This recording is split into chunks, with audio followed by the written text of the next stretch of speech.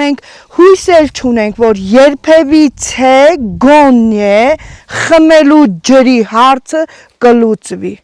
Ես հիմա կտանեմ ձեզ մեր կուխնին, որտենակ կարողա փախնեք, որովհետև ջուր չկա, մի շաբաթից ավելա խմելու ջուր չկա, որ իմ լվացքի մեքենան աշխատի։ Մենք այն գետի ջրից ենք օգտվում։ Խմում եք։ Հա, գետի ջրից, հիմա եթե ջուր չունեն, գետից։ Բերում եք խմում։ Այո, Սիսիանի համայն քապետարանն էլա տեղյակ, Սյունիքի մարզպետն էլա տեղյակ, մեր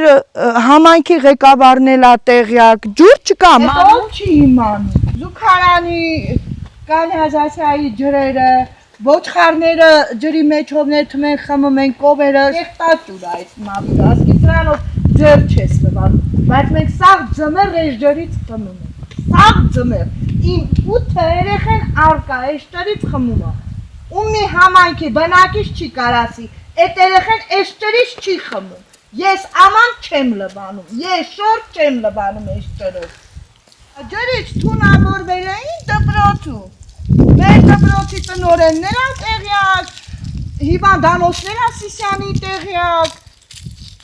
մարզպետը անձամբ ինքն էլ ա լսե, որ ասել եմ, ամենաշատ երեխեքը իմս են, բայց այդ ջուրը խմել էին, դպրոցում վատացել էին։ Հիվանդանոցել եք տարի։ Չեմ տարել, չէ, փող ունեի, որ այդ Հայից Սիսիան, իր ամուսնու պիտի 5000 դրամ տային, որ տաքս ու տակնձի տանեն բերեք, ես էլ չունեի, որտիկ ոչ նպաստ էի ստանում, ոչ տոշա։ Նոր եմ ստանում,